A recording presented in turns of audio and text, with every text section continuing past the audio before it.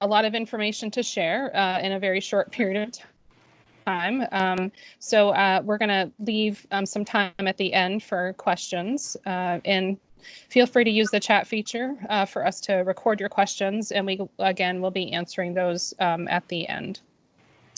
So just a friendly reminder to please mute your line just to avoid any background noise. Also, the meeting is being recorded, so we're going to have this available on the website for any of your colleagues who may not have been able to join but would have liked to have joined, and as well as if anyone has to leave the meeting early.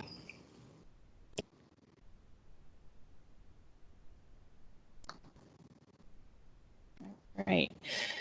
So for today, we're going to provide an overview of the Family First Act and talk a little bit about the components and needs of the Act that Maine has to consider. Also, we're going to provide some updates on where Maine Office of Child and Family Services is at with planning for Family First, and then also talk about ways that everyone can have a voice and play a part in Maine's planning and implementation. So oftentimes the analogy is used that we're building the ship or building the plane as we fly it or as we are sailing. And so this is an instance where I'll start off by saying that Family First Prevention Services Act is an opportunity for us to remodel the ship that we're currently sailing. There's a lot of opportunities that come with the Act, and this really is looking at a huge opportunity for us to change the way that we practice and how we can strengthen and support families. It's really important to start off by saying that we don't have all the answers yet, which is why we're starting with, getting stakeholders and others involved in this process with us so we can work together to develop the answers and develop our plan for how we're going to move this forward. So I'm going to start by talking a little bit about some of the history for why this act has come into play and looking at some of the data behind all of this. So the Family First Act was actually has been in the making for about 4 years now. Back in 2016, the act passed in the U.S. House, and then it didn't wasn't completely signed into law until 2018. It was reintroduced in 2017.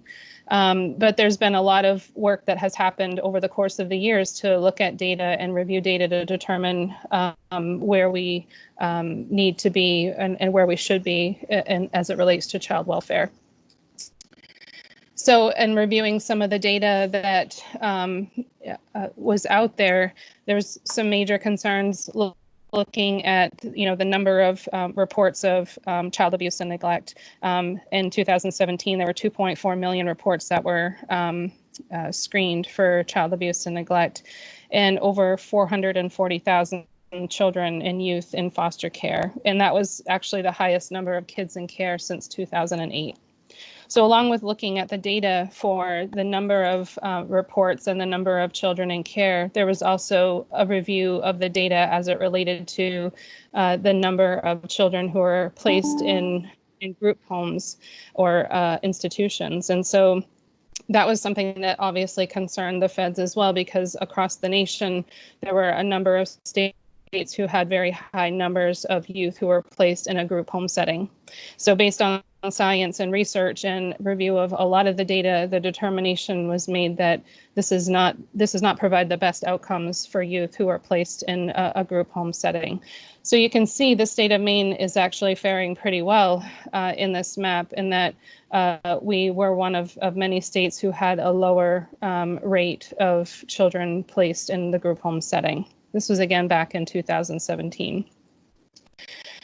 So in looking at the data 2018, also, the national average for children that were placed in group care was 33%. But you can see where Maine was at based on prior initiatives that had happened within the state of Maine. Maine had made some changes in reducing the number of placements that were made in group care. And so we were actually the third lowest in the country back in 2018. So regardless of, we've definitely come a long way, and Maine has a lot to be proud of as it relates to that. But the rest of the nation wasn't doing so well with this. And so that was some of the backdrop for the feds determining that, there's some changes that needed to be made in the systems across the nation. So this is just another visual kind of showing how we compare to the other New England states as it relates to placement in group home settings. And again, this is more of a trend data looking over the course of time. We can see where Maine has done very well, where the line at the bottom compared to other states. So again, after the compilation of the data and the evidence that was out there, the Family First Act was really put forward because of that idea that the nation could do better. So the evidence that was out there that children do better in the family setting, and that oftentimes children are placed unnecessarily in non-family settings like group care. Also, a growing, evidence and concerns that children were not having their needs met in a residential treatment program, and then also that they were placed in group facilities just kind of as a default and not necessarily because that was the clinical need. So this is how we got to where we are today with the Family First Prevention Services Act. So this slide kind of outlines what are the major tenets of the Act. And so it was passed in 2018, and it was considered the most significant legislation since 2008. And so what the Act, and this is again a very brief summary, and I'll get into more detail in this in just a moment, but it really looked at how can we address the underlying factors that lead children to be placed in foster care by actually providing prevention services that could help them remain in the home setting instead of just funding those placements after children come into care. And then so the Act also had outlined the services that are provided. Those prevention services must be evidence-based. They include mental health services, substance use disorder services, and in-home skill-based parenting support. And lastly, the Family First Act also was specifically looking at how do we improve the lives of children who cannot remain safely in the home and have to come into care, but also might need a higher level of care. So that's where the Act had established quality standards of residential care, which is often called the Qualified Residential Treatment Programs, or QRTP. So you'll hear me say that acronym several times throughout the presentation. So the vision, overall vision for the Family First Act is really keeping children safe, strengthening families, and reducing the need for foster care, again, whenever it's safe to do so. We don't want to keep children in the home setting if it is definitely unsafe, but we want to work with families to keep them in the home setting with the provision of those prevention services when it's safe. So this is not, the Act, I think it's important to highlight that this Act is not just a time-limited period program. This is not just a certain amount of funds that are coming into the state for a certain period of time. This is actually changing policy and practice in how we support our families. And it's not just about OCFS, it's also about all of our stakeholders and our partners as well, and how we work with families to, again, support them and keep children in the home setting if that's safe. So now I want to kind of talk a little bit about some of the opportunities that Family First brings forward. So Family First is allowing federal reimbursement for services to prevent the entry into foster care, and it's kind of open-ended. There's not a lot of eligibility requirements that exist related to that. There's also the opportunity to reduce those group placements that are used potentially inappropriately, and so we will not get federal reimbursement for placements where we're placing in the residential program just because we don't have a foster family available. And if there's not a clinical need, we will not be able to get that federal reimbursement. It's also an opportunity to kind of beef up the kin and foster family resources that are out there, as well as improving those quality residential treatment programs, as I mentioned earlier, using those QRTP requirements. And also the Act offers some partial federal reimbursement for kinship navigator programs.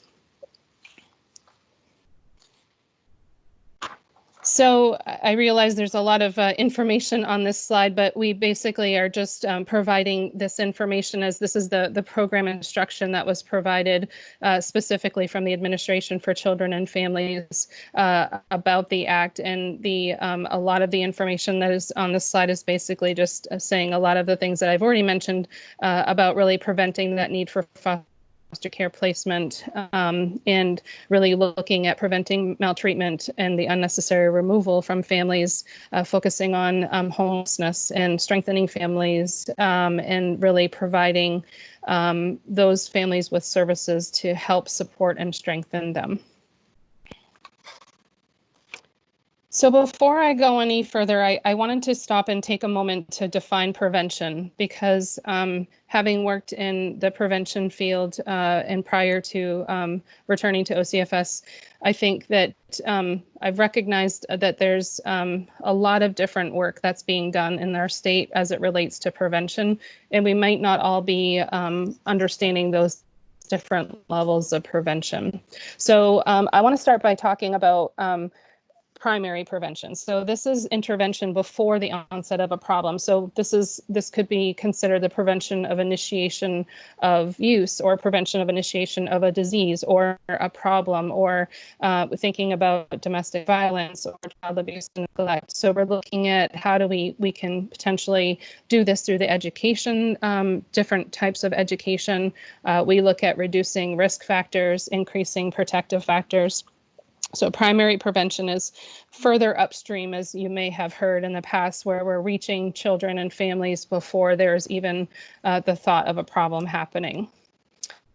Secondary prevention is looking at early intervention that might decrease the prevalence of a specific problem. So there might be some risk factors that are more prevalent, and there may be some initial problems that have started to develop or surface for families, may not rise to the level of severe, but there's some opportunities to try to kind of prevent it from going any further into a more severe problem. So there's a little bit of issue there, but not to the severity where there's needs to be, say, treatment or something of the sort. So this is where early screening comes into play, and some treatment programs and education programs could also help to alleviate any further severity, but that's kind of that's where we're talking about, with secondary prevention.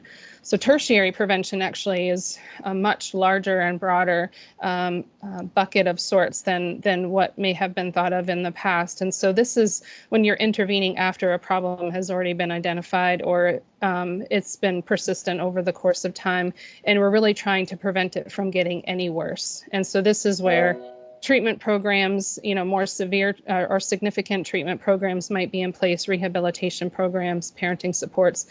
And I wanted to highlight this because this is actually where the Family First Prevention Services Act comes into play. So when I use the word prevention services, when I'm talking about the Act, this is where I'm talking about the tertiary prevention. So we know families have already identified as having a problem. The children might be at imminent risk of coming into the foster care system, but there's an opportunity for us to provide prevention services to them to alleviate some of the concerns, to prevent things from getting any worse, and really supporting families in the home setting, again, when it's safe to do so. So it's important to note that Family First is not a part of primary prevention. Primary prevention, again, further upstream before a problem even happens. That's not what we're talking about with Family First. So in order for the family to have access to those prevention funds, they have to be determined as a candidate for foster care. And we'll kind of talk about that in a little bit. Again, that's where the tertiary prevention comes into play. And a prevention plan has to be developed in order for them to access those services. So for those of you who may have just joined, please just make sure that you mute your line just to avoid any background noise. We appreciate it. Thank you.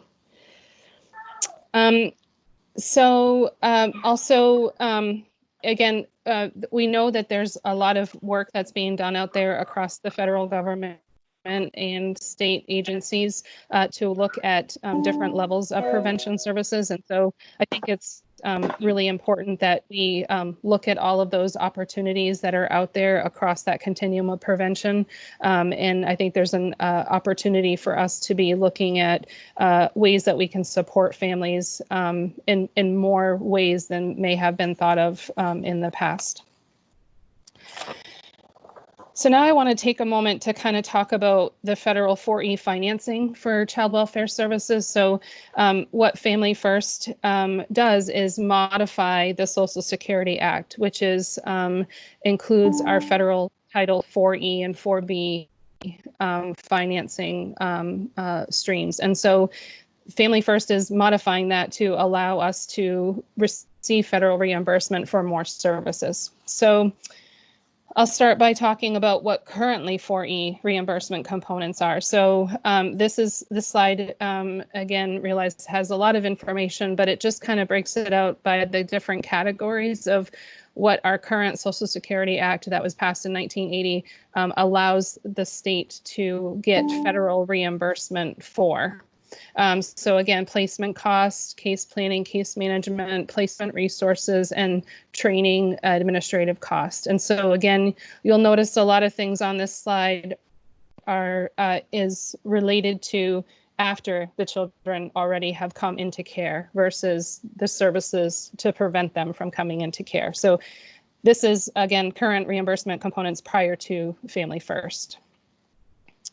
So then we look at Family First and the changes that were made as a result of this. So as a result of this, there's, and upon approval of our state plan, 4E will now reimburse states for up to 50% for prevention services. So it's not going to reimburse us for investigating child abuse reports or the cost of services to children in placement. But again, it's going to be adding the component, along with the components I just showed you, it'll be adding the component to services to prevent placement.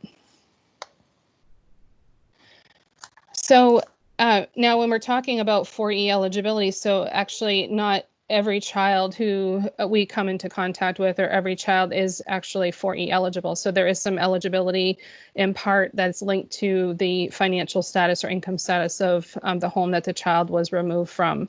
And so that's important to note. In that actually, when you look at the national data, then there's less than half of the children in foster care who are 4E eligible. I think it's just important to note that we currently are getting 4E reimbursement at a little bit higher than 50%, and that over the course of time with, again, the development of the state plan, that we'll be able to get 4E reimbursement for additional services. So I'd like to highlight that this does not mean that our state is going to be seeing an influx of federal dollars coming to the state of Maine. So it doesn't work in the sense of a typical grant that you might get from the federal government or anything like that. Again, it's looking at us providing the services to a family and then us getting a portion of federal reimbursement back to the state to help assist with funding those services. We will have to look for additional ways to support families using state dollars as match. So we may develop or determine what programs we're going to fund through Family First using those federal match dollars, but also we're going to have to find state dollars to match those as well. So now I'm going to move on to just talk specifically about each of the two focus areas that Family First is going to be providing us, again, for opportunities for our state. So again, I wanted to highlight these are really the two focus areas: the prevention services for children and families, and the increased quality and appropriateness of residential care.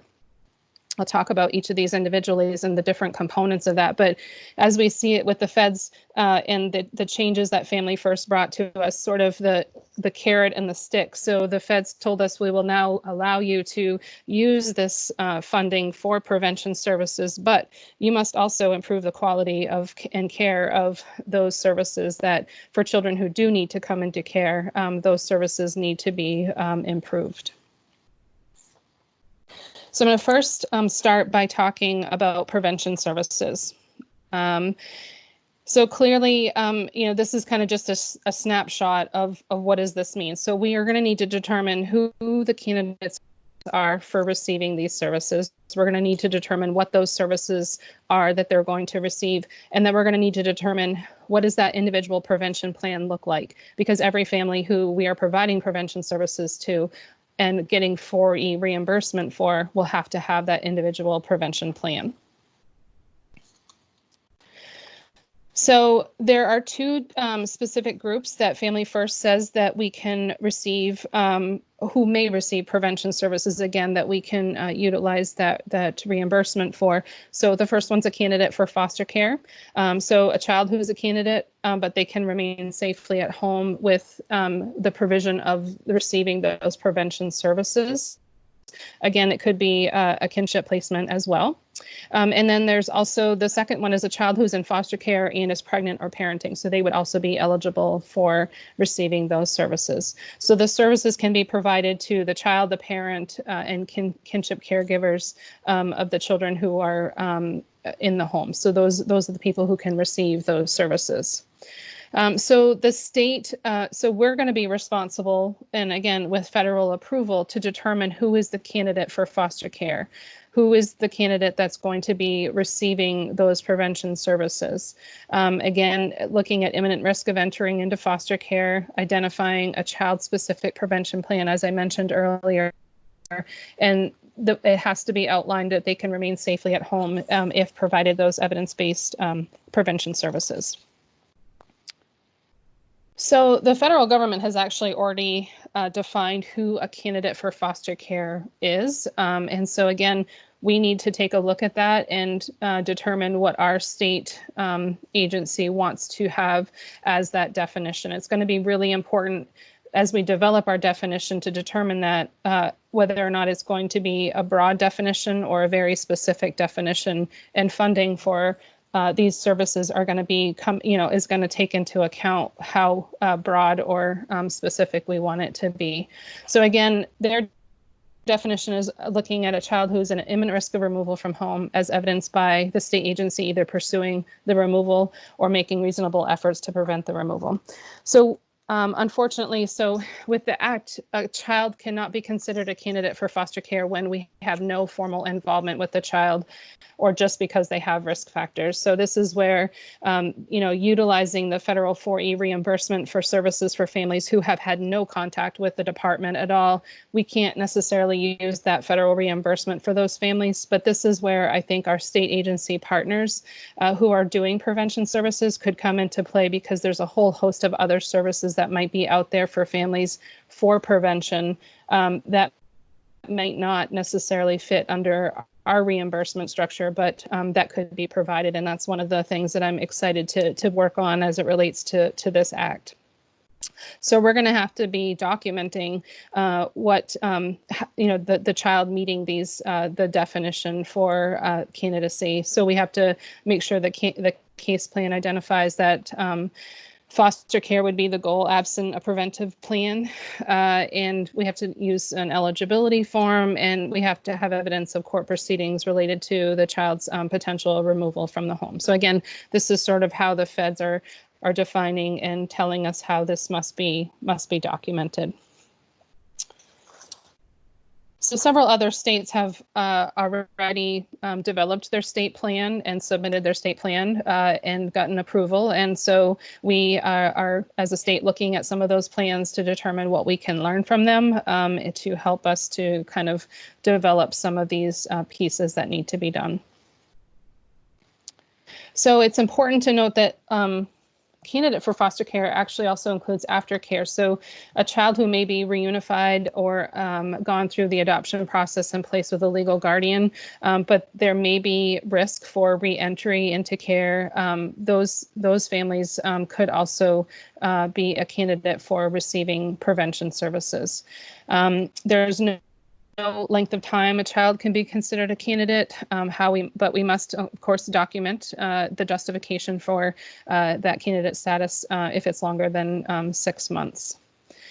So prevention episodes, they can last longer than 12 months, but again, we need to make sure that we're documenting that eligibility for candidacy. It's really going to be important to be reviewing the family status, where things are at in the process, and making sure that, again, the services are being effective as well, not that just we're providing them. So now I'm going to shift gears a little bit and talk about what are these services that I have been speaking about. So we are going to need to make that determination of what those prevention services will look like. And again, we are going to have to submit in our state plan of what those services would be, and the feds have to approve our plan. They have to be evidence-based prevention programs that support primary and secondary prevention services based on the needs of those families. But they have to meet the federal definition of evidence-based. So they use the terms well supported, or promising. So you'll see that in just a moment. But again, I'm going to mention that we also need to locate and identify state funding that will be used to match that federal reimbursement that will be used for these services. So that will take into, that will be a decision that has to be made about what it'll take into account what services we are going to select for this plan. So the types of services that the Act tells us that we can implement or get federal reimbursement for are mental health services, substance use prevention and treatment, the in-home parent skill-based programs, kinship navigator programs, and residential programs where the parent can take their child to the program, those substance use treatment programs. So the limitations, so typically it's no more than 12 months per candidate episode. Again, as we talked earlier, there can be an extension of that if documentation and the need arises. Services have to meet that evidence-based requirement. They must be trauma-informed. They must be provided by a qualified clinician, and they cannot be Medicaid reimbursable, or other federal reimbursement cannot be available. So we cannot select an evidence-based program that Maine Care, for instance, might already be funding as a service.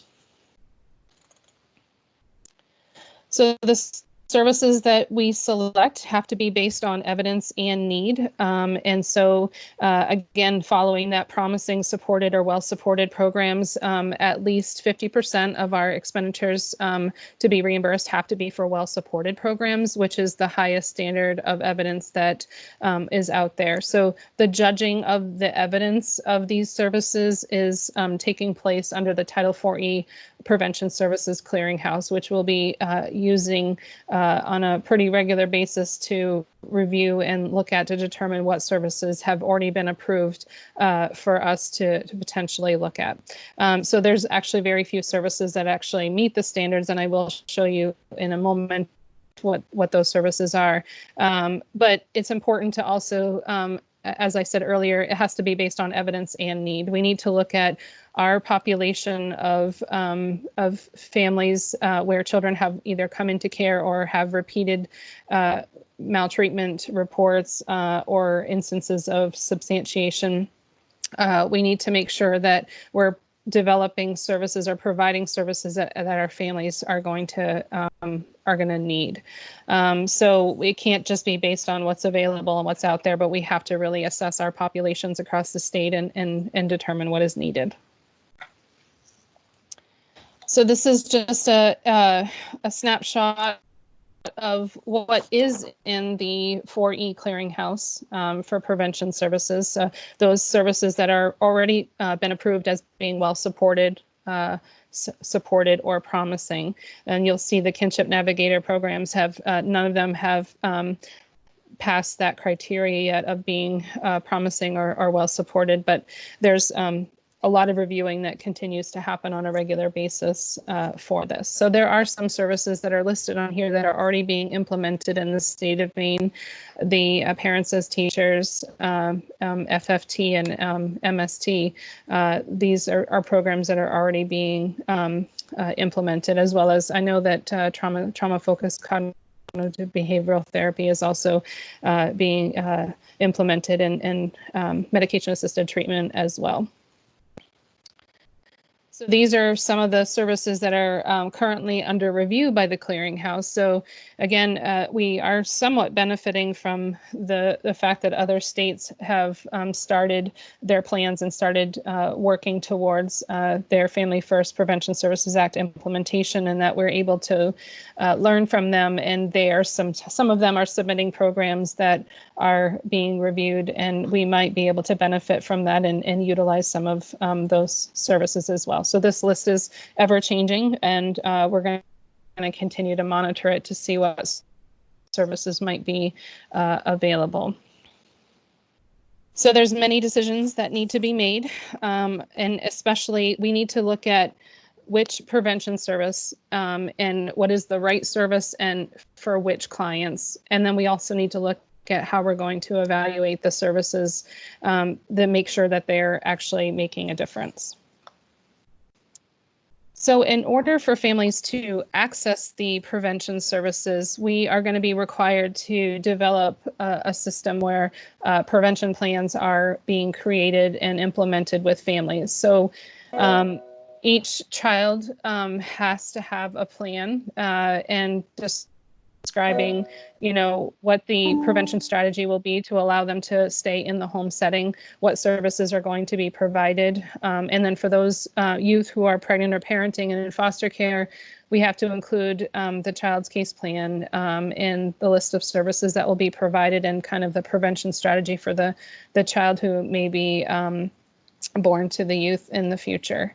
So it's important to note that this is the part of the ship that actually needs to be built. And so this is not something that is currently in our practice, in that we are going to need to be developing that part of the ship. And again, we're looking from help from our stakeholders and others to help us to develop that prevention, that individual prevention plan and what that process will look like.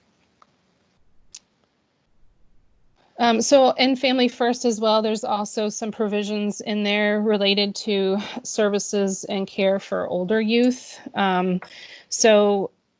It's really focusing on preparing youth with training and opportunities to especially develop those daily living skills, helping them to achieve those connections with a caring adult, which we all know that is a very critical and important part of success with youth is having those connections.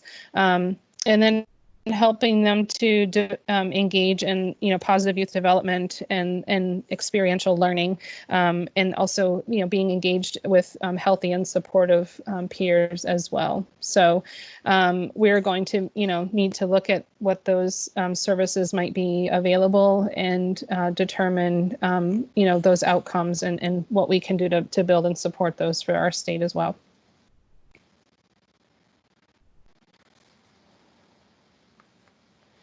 So now I'm going to shift over to talk about the residential treatment services, so the other arm of the Family First Prevention Services Act. So the goal of the new standards for treatment are to really work on more consistent processes for decision making around placements, really looking at making sure that the placement is being made for the right reasons, and establishes standards for those placements when they are needed. And using placement because there's no foster home available will not be an acceptable reason moving forward. So as a result of, again, the history, as I mentioned earlier, there has been an establishment of the Qualified Residential Treatment Program standards. And so the Act very clearly defines what are those standards and what they have to, what programs have to have in order to be a QRTP designated site. So for those programs, the Act says that there has to be an assessment within 30 days, and that has to happen. It has to be a neutral person to make that determination, and we'll talk about that in just a moment. So there has to be very heavy family engagement and involvement, and probably even more so than what has been done historically.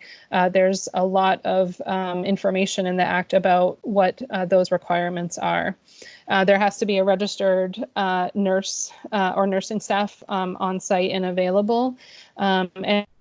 And there also has to be discharge planning with aftercare support for 6 months post-discharge. And trauma-informed treatment models have to be implemented, and the programs have to be licensed and accredited. So for making the level of care determination, again, as I said earlier, the assessment has to be completed within 30 days of the placement. And again, by a qualified individual. It has to be someone neutral. It can't be the state entity. It can't be the provider who would potentially be a placement option for the child. So that's one of the things, again, another piece that we are going to be looking at building and determining who that qualified individual would be and what that assessment tool would look like.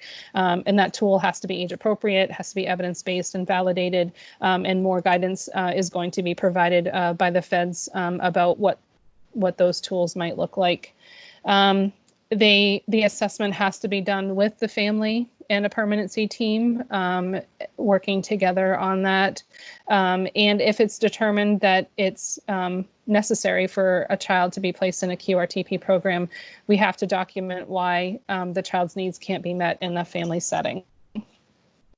If the assessment doesn't support that placement, then we have 30 days to move the child to an eligible placement, or we would risk losing federal reimbursement. So what the feds have told us as part of the Family First Act is that we are only going to be able to get federal reimbursement for children placed in a QRTP designated site after October of 2021.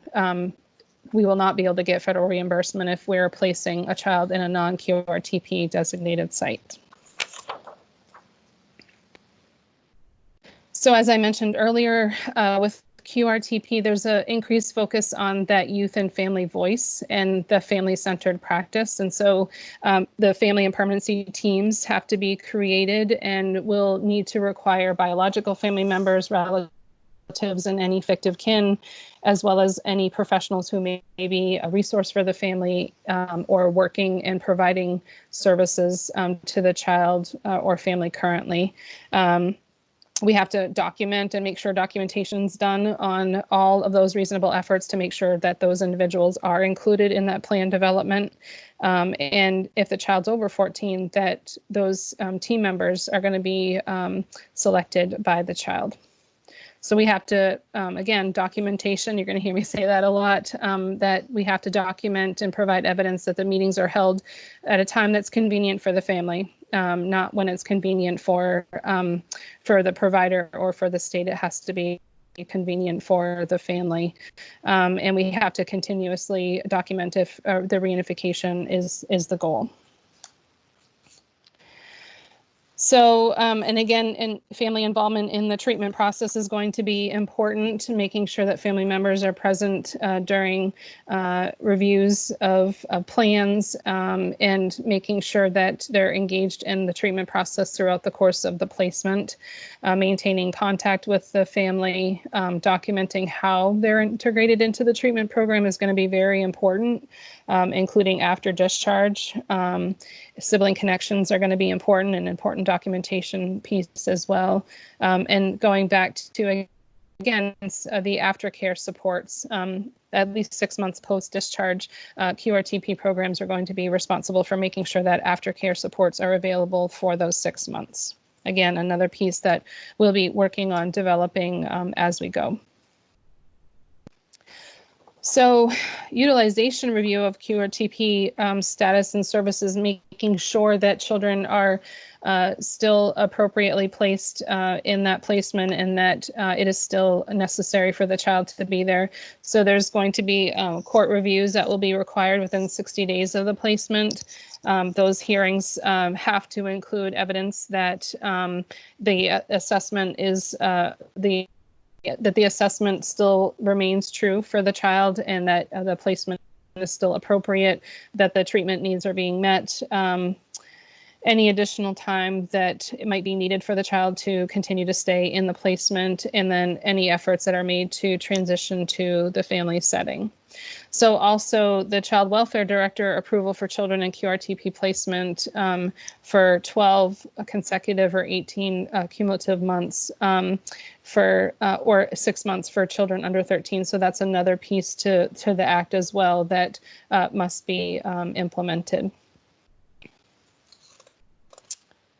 So there are some residential programs that exist that are actually excluded from the QRTP requirements. So per the Act, they have indicated that any supervised independent living settings for us, those states who have extended foster care past the age of 18, any family-based treatment facility for substance use, as we kind of talked about earlier, those programs where children can be housed with the parents during the treatment program.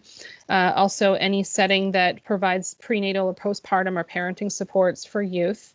And then also residential care services that supporting families or victims of sex trafficking. So we have a few decisions that we have to make, actually more than a few, but I just sort of listed them out here of, when it comes to the QRTP programs, what are we going to need to be making decisions about? And so I've sort of listed them out here, but already mentioned them a little earlier. Obviously, we're going to have several data reporting requirements, so I just listed some of them here. Again, with you receiving federal reimbursement, we have to report back to the feds the number of children that we're serving, and a lot of the other pieces as is listed here. So now I want to talk about our state plan. So as I mentioned earlier, every state is responsible for submitting a plan to the feds to tell them what we're going to be doing to implement Family First within our state. So we have to outline what those services are going to be, what we're going to be provided to families through the prevention program as well as through the QRTP. We have to talk about maintaining fidelity of the service and how that's going to be monitored. We also have to talk about how we're going to support our staff, caseworkers, and training. We need to be looking at caseload sizes and, again, really making a determination of how we're going to be supporting families moving forward as it relates to prevention. Also, we need to look at our workforce, and this is sort of our workforce as a whole. We need to be looking at who is able to provide the services, the prevention services, and also need to look at capacity. In the short time that I've been in this position, capacity has come up quite a bit in people being concerned about implementation because of limited capacity of our workforce. But that is something that we're looking at and trying to develop for us to implement this effectively. And how we're going to coordinate services. Again, that continuum of care for families is going to be really important to highlight, how we're going to make sure that there's coordinated services for families across agencies and providers. So how are we going to do this? Some of you who are on this webinar, I'm very grateful, are already involved in some of this process.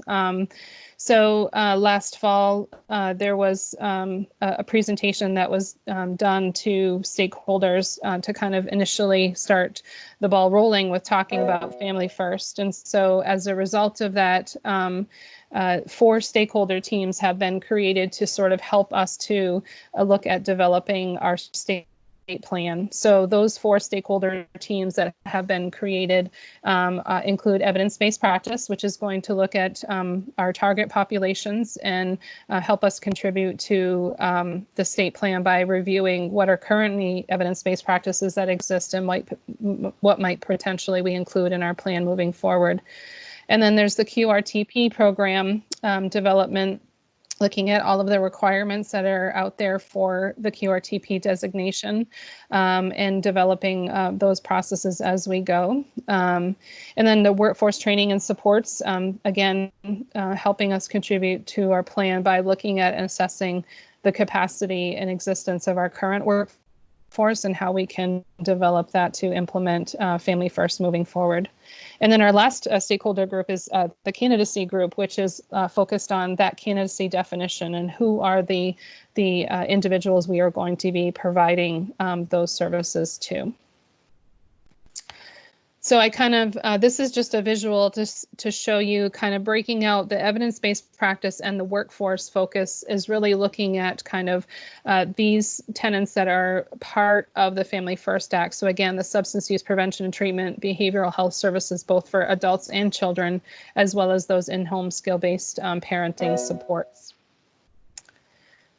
So this is just a visual of what our state plan process is going to look like. Some of you have seen this already, but many of you have not.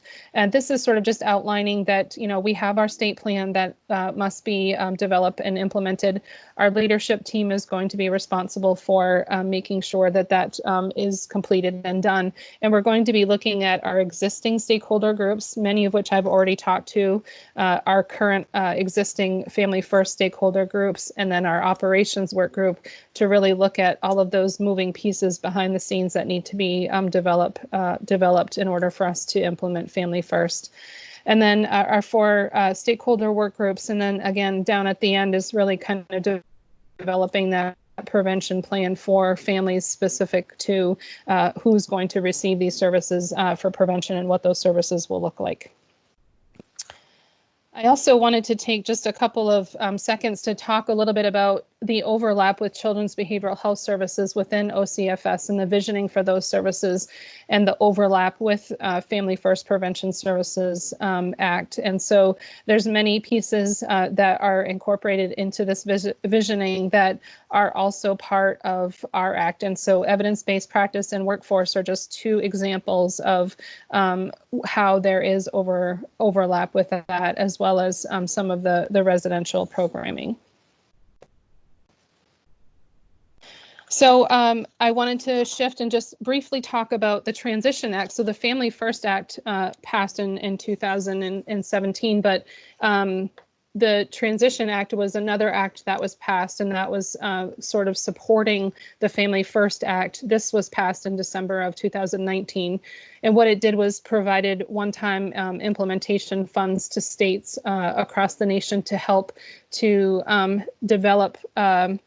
help states to kind of do some development of what their Family First program might look like looking at startup cost, and any kind of cost that might be associated with how we develop our state plan or how we implement our state plan. So as part of that act, there was also some changes to the reimbursement requirement for well-supported programs. So the proposal delayed the requirement for 50% of the prevention programs being well-supported. So this is sort of just delaying it and allowing states to kind of do more potential selection of supported or promising programs.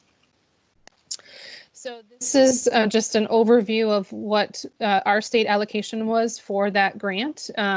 So this is a classic example of a federal grant where we are getting a lump sum of money for us to be able to spend down over a 5-year period. So we're going to be spending down that funding by helping and assisting with QRTP readiness support, looking at accreditation and background checks. Those are all requirements of QRTP designation. That qualified individual in the assessment process, we're going to be assisting with that. Our support in our plan development as well as evaluation services. Looking at our family prevention plan, planning and development and implementation of that and what that will look like, as well as building capacity for whatever new evidence-based practice it is that we are going to be selecting for our prevention services. And then also looking at the community intervention programs and how we can assess, develop, and plan for and implement those as well.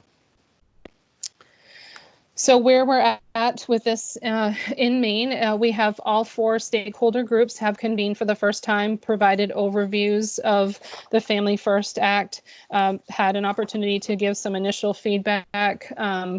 And also we've had some internal planning groups who have been meeting as well, because we have a wonderful amount of people who have signed up for our stakeholder groups. And so we're trying to do some internal work to then minimize the amount of time that those stakeholder groups have to meet. And so we're doing that. Also, we beefed up some communication. Our webpage is being modified to make sure that there's more information being shared on that webpage. I'll share that with you near the end. We also have a fact sheet that has been put on the page and created to, again, allow more information sharing about what is this act and how people can become involved. The planning infrastructure diagram that I showed you earlier was created and again, really helping with that communication. I've been doing some mini presentations on the Act with some existing stakeholder groups and state partners, and also with the youth group representatives. And obviously we have this webinar as well. We're really hoping to increase our state agency collaboration to include those people who are currently funding or implementing any one of those primary, secondary, tertiary prevention programs, in order to really look at what resources are already available that we can use to support families. Even if those services are not funded by our Act, there's a real great opportunity here for us to leverage prevention across the state, again, across that continuum.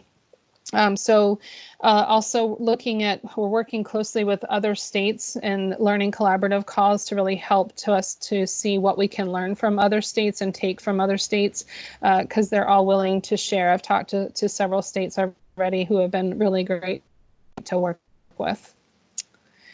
So just a couple pieces of legislation also that were one that was passed last year, really looking at how we are making sure that we're compliant with Family First. One is related to the fingerprint and background checks and us adopting rules for that. The other one, which has not passed, is related to that judicial review that will be required. So these are a couple pieces where, again, we've already started to get the ball rolling with how we're going to implement this in Maine. So now I want to turn it over to opportunities and how we can work together to help us to build our state plan, help to support families across the state, and build a greater system for supporting and strengthening families. So again, joining work groups, learning more about the Act is going to be important. Share the information and maybe even this webinar with communities and families and even your colleagues. Help making sure that families are connected to the services that we are going to be building and offering in the future. Helping with recruitment to foster parents is also always an ongoing need. And making sure that you know the resources in your community is going to be important as well. So our next steps, if you're interested in participating in a work group, or even if you don't have the time to be on a work group, but you want to know more about how you can collaborate, or if you would like your stakeholder group to know more about Family First, I'd be happy to talk with them further. But the best thing to do would be to email me for more information and understand more about how you could become involved. I'm going to record this webinar, as I said earlier, and house it on our webpage. And any questions that might not be able to be answered today, we'll respond back to everyone via email. and let you know the responses to those. So please visit our website regularly, because I'm going to be updating information as we develop it across the work groups. All 4 work groups are on there with updated information, FAQs, and all of that. So I apologize. There was more content. I only left 5 minutes for questions, but I'd be happy to answer any questions that people might have preliminarily. Christine, we've gotten about 7 questions in the chat, and you just answered one. One was about access to the materials from today. Yep. How can folks get a hold of this presentation? And maybe we can start. There are 2 prevention-related questions. Yep. The first one is, can Family First support an EBP that Main Care also supports, but for a youth who does not qualify for Main Care? So that's a good question, and I will get more information on that. I know that there may be some reimbursement things that we need to consider with that, but I would love to be able to formulate a better answer for you. And I will write up all of the questions that were asked today and respond back, reply all to everyone on this webinar invite with the information. So I'll get more information for you on that, but yeah, that's a good question. Okay.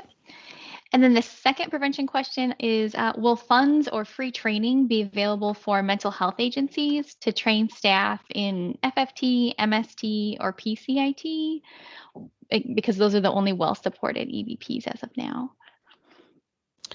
So what will happen is that we're going to be making a determination of what we're going to be having to make that determination internally of what will be the services that we will include in our state plan that we will want to claim Title IV reimbursement for. And so once we determine what that service will be, again, we are going to need to look at capacity across the state. Had some great conversations yesterday about the fact that we're a very rural state, and what might be available in one area of the state might not be available in another. And so we need to look at all of those pieces. So my hope is that we would be able to provide some training. I'm not sure what that will be, whether it will be MST, FFT. It'll be training, and again, part of our grant is going to be looking at supporting whatever new evidence-based practice it is that we bring, and whether or not it's brand new to the state or just new to more providers. But that's something we're definitely considering to do.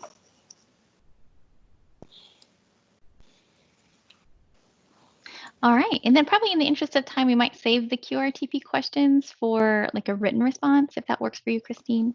Yeah, and there is a QRTP FAQ that's already on the website.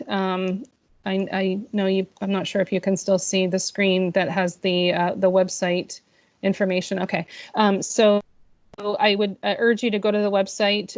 We have also a recording. I haven't posted the recording yet from the first QRTP stakeholder group, but we do have an FAQ on there and some other documents on there. And I'll review the questions after this webinar. And if none of those questions can be answered through the FAQ, I'll make sure to respond.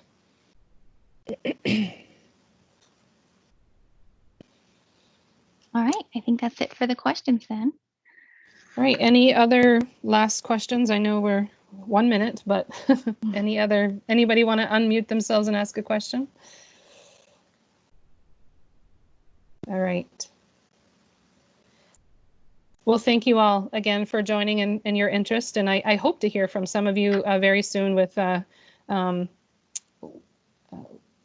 interest in how you can work with me on this. So I see the question of the webinar uploaded to the webpage. Hopefully within the next few days, we'll have that uploaded. And again, I'll alert everyone when it is uploaded. Great. Thank you all.